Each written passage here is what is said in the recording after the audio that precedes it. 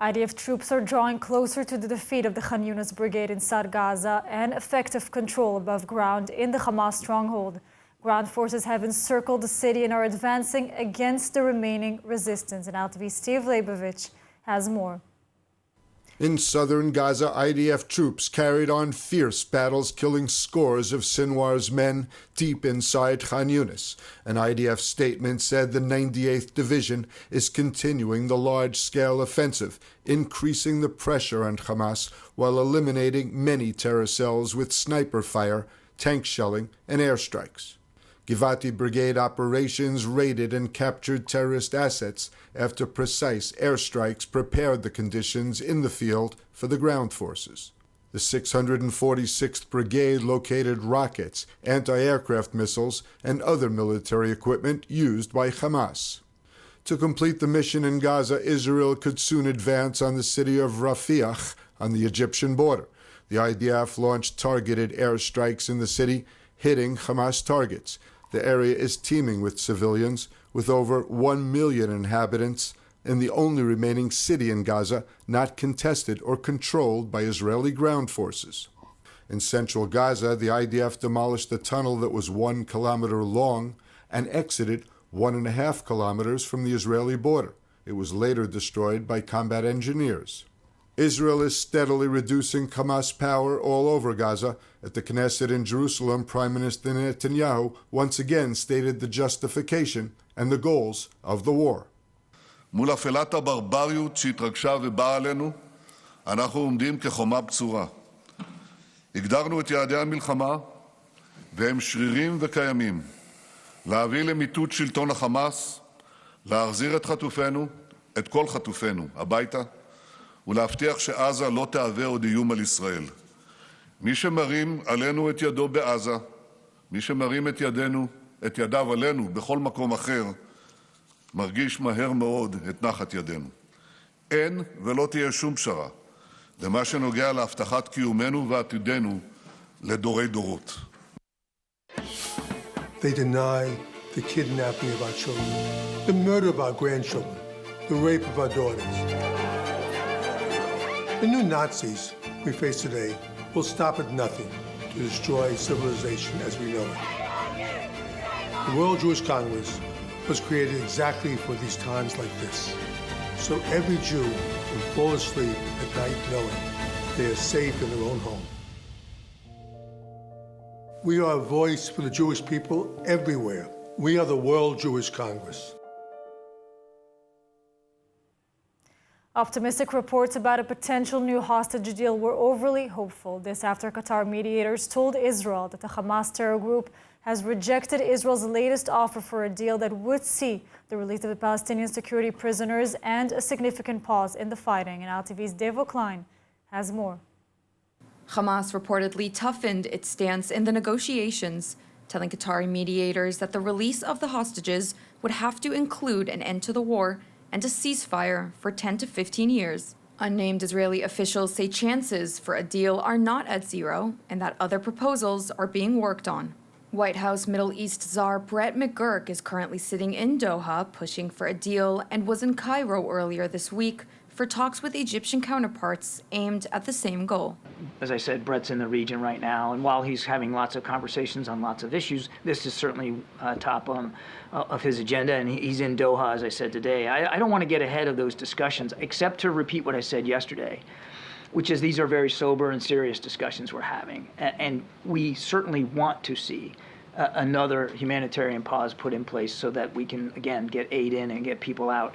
Egyptian President al-Sisi accused Israel of slowing the entry of humanitarian aid into Gaza as a pressure tactic on the hostage issue. ده شكل من أشكال الضغط على القطاع وسكانه عشان موضوع الصراع اللي بينهم على موضوع إطلاق الرهائن. يعني هم بيستخدموا ده كوسيلة من وسائل الضغط على السكان. Publicly, Israeli officials pushed back against reports that negotiations with Hamas over a potential hostage release deal were advancing, accusing the terror group of hardening its position and blocking an agreement. Some diplomatic officials are saying reports of progress are fake and that the gaps between the sides are actually widening. Commenting on reported ceasefire agreements, Israel will not give up on the destruction of Hamas the return of all the hostages, and there will be no security threat from Gaza towards Israel. There will be no ceasefire. In the past, there were pauses for humanitarian purposes.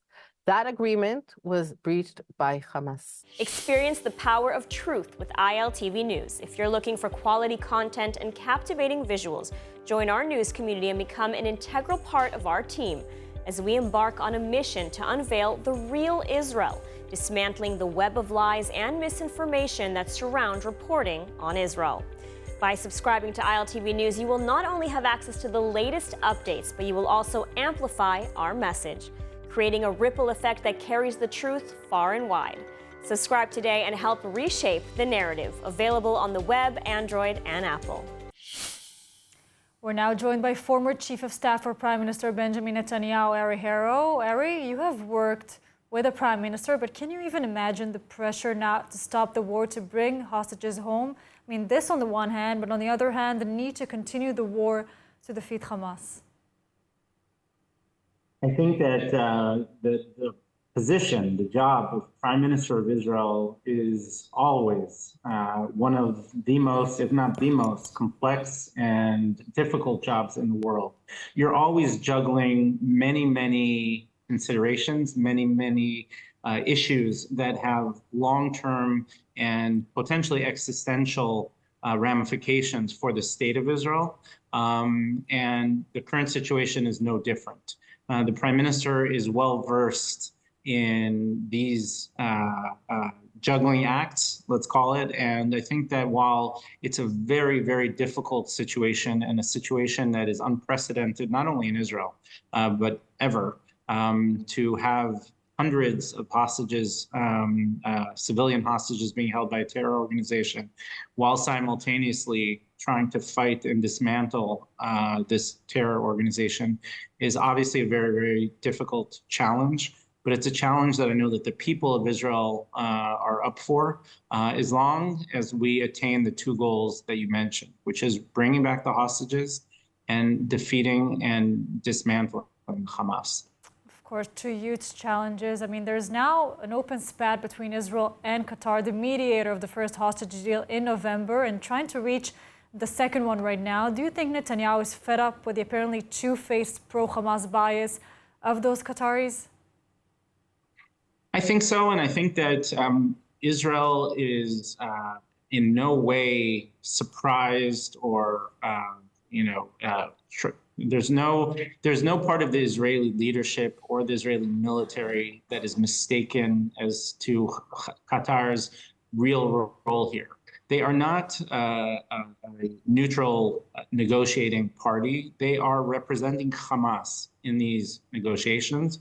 Hamas is a terror organization, and that, as we've always known and the world knows since October 7th, out to destroy the state of Israel. And I think that that is what needs to be taken into consideration, both in the frustration that you've seen over the last couple of days on their end, and their role within these negotiations. They are not a neutral bystander that's trying to do what's good for Israel or what's good for the world.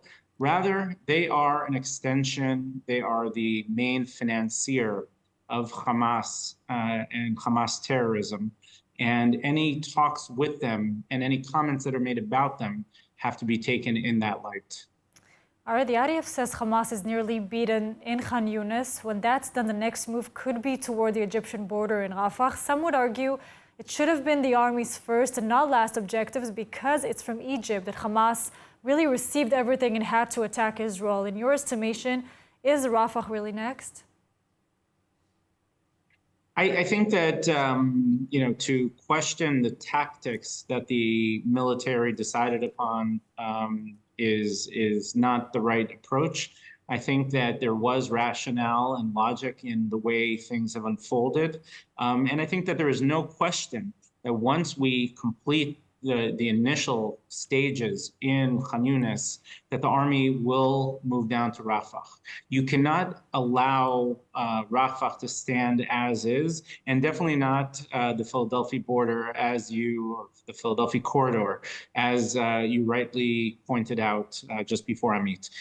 Ultimately, part of dismantling the current capabilities and future capabilities of Hamas or any other terror organization that would have the desire or to go ahead and try and replicate October 7th or launch missiles into Israel. Any type of military capabilities need to be stopped at the border.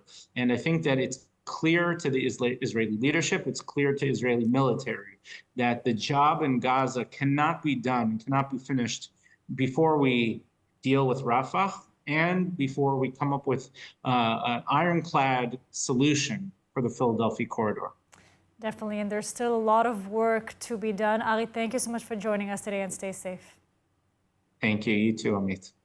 In a desperate plea echoing from Tel Aviv to Jerusalem, thousands of protesters flooded highways, urgently demanding the release of the hostages in Gaza. Families, friends, and protesters demand the Israeli government to forge an immediate agreement with Hamas before it's too late.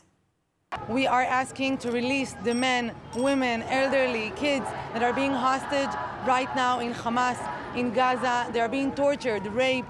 They don't receive their medical treatment, the medicine they need. So we're demanding to return them home now, immediately, as soon as possible. Please help us. Thousands of protesters flooded Tel Aviv's main Ayalon highway on Wednesday evening, demanding an immediate resolution to free the hostages in Gaza.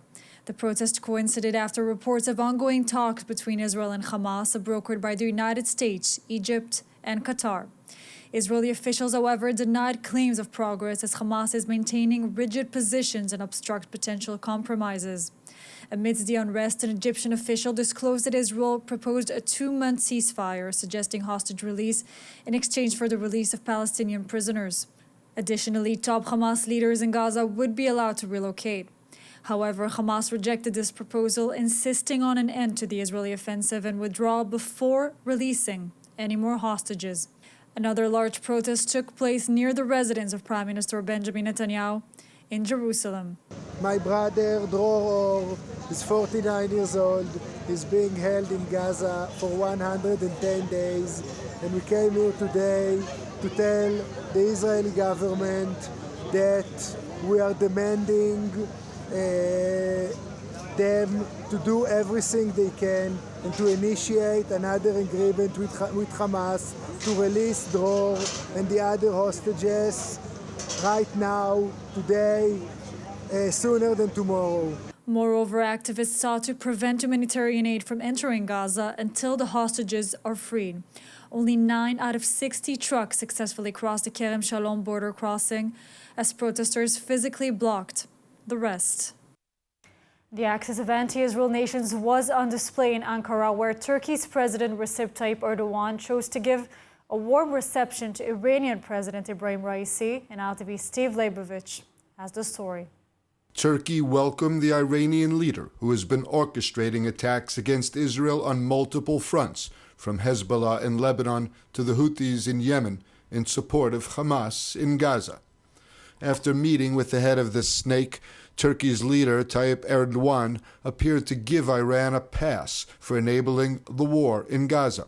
Erdogan said that he and President Raisi had discussed what he called Israel's inhumane attacks on Gaza and their shared goals for what they called fair and lasting peace in the region.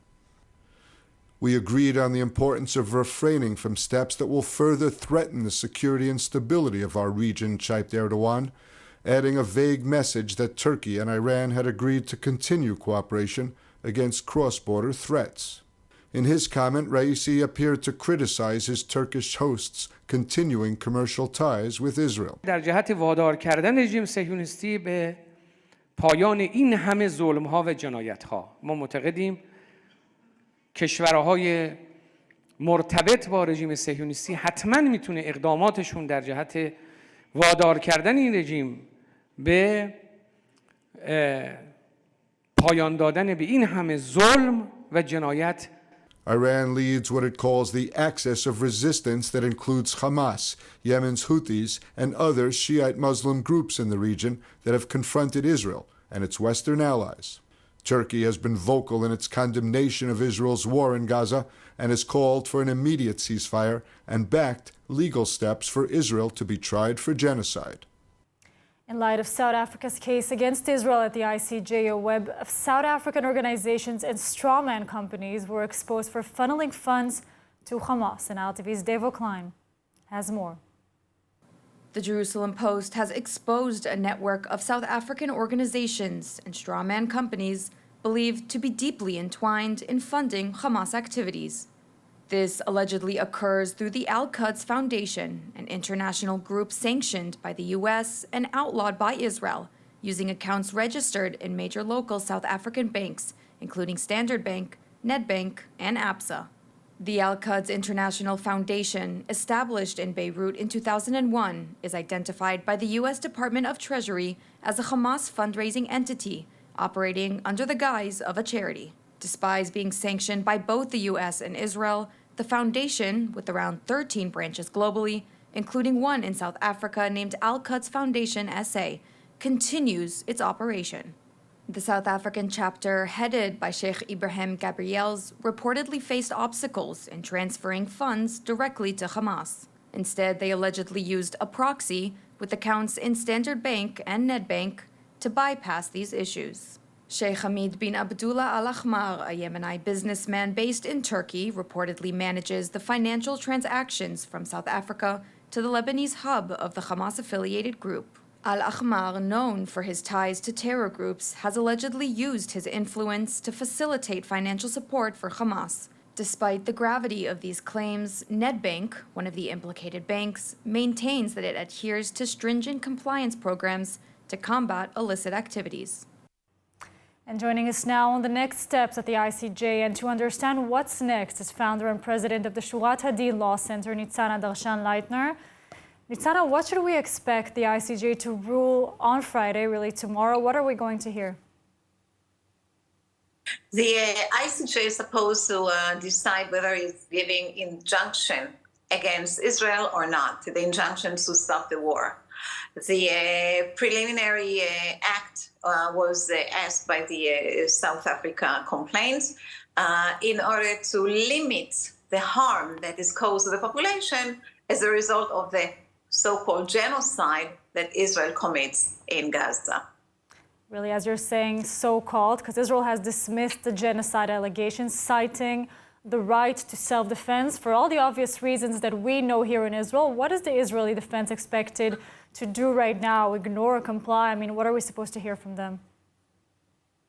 Look, it's a little bit complicated because on one hand, South Africa claims that Israel commits genocide, and she brings some proofs, people getting killed on the streets of Gaza, 20,000 children, women so far. And in order to show intention, South Africa shows that politicians and reporters and many people, high-rank officials in Israel, say that they want to demolish even the population in Gaza. And Israel, to its defense, comes and says, indeed, people getting killed in Gaza, but it's not our fault. We are aiming only against military targets, but since Hamas covers and surrounds himself with populated area, population, and using them as human shields, there are inevitably people getting killed in Gaza. And we have no intention, because we went into a war that was forced upon us by a massacre occurred in October 7th. It is a self-defense war. Israel does not want this war. And the fact that Hamas keeps threatening that it will do it again, Israel does not have a choice but to go into Gaza and clear up the area from the terrorists. Now, if it was a normal court, you would agree with me that the judges will rule out the possibility of a genocide. But this is a political court. This is a court that contains judges that were appointed by states, which the majority of them do not like Israel. It's equal to the Security Council of the UN, which constantly, ultimately vote against Israel. And just because we have United States over there that impose veto, Israel would be in a very bad shape. So it's a very, very risky situation. We hope for the good. If the court will issue an injunction, Israel will have to decide what to do. I need to remind that the court itself just issues opinion or issues orders, but it doesn't have any teeth. You can't enforce this judgment. The only one who can enforce this injunction would be the Security Council of the UN. But there we have United States back and promise to impose a veto. Yes. Nitzana, thank you so much for joining us today, and stay safe. Have a great weekend. A new Harvard Capps-Harris poll published this week showed the large support Americans show for Israel after October 7. Here are the numbers. In a recent Harvard Capps-Harris poll of more than 2,300 registered U.S. voters, overwhelming support for Israel over Hamas in the ongoing conflict has been unveiled. The poll highlighted the aftermath of Hamas' October 7 attacks, where 83% of respondents deemed it a terrorist act. Support for Israel was strong across the board, with 80% favoring Israel over Hamas. However, opinions varied among age groups, with 54% of those aged 18 to 24 stating the attacks were not justified, compared to higher percentages in older age brackets. A significant portion, 74%, believed Hamas aimed to commit genocide against Jews in Israel. Notably, 67% of respondents insisted that a ceasefire should only occur if hostages are released and Hamas is removed from power in Gaza, aligning with Israel's key objectives. When assessing perceptions, 52% of respondents held a favorable view of Israel, in contrast of 28% with a negative view. Regarding the Biden administration push for the Palestinian Authority to govern Gaza post-war, only 17% approved, while 50% disapproved. Concerning post-war governance in Gaza, 39% favored a new entity through negotiations with Arab states, while 31% supported the Palestinian Authority and 30% backed Israel. On President Joe Biden's handling of the conflict, 39% expressed approval, marking a 6% decrease from late November. These findings echo broader sentiments among Americans, as recent polls suggest a record number believe Israel is not receiving adequate backing from the United States. Something positive these days. And now, this was the happiest visual we've seen in a while. Israeli singer and actor Idan Medi was discharged from the hospital after being heavily injured in Gaza 2 weeks ago. He didn't leave before speaking a few words of wisdom, and we're so happy to have you back, Idan. Although I was seriously injured, my spirit is strong. I refuse to make this injury the story of my life. It's just another milestone. I will come back to sing and act, and with God's help, I will also return to fight for my country.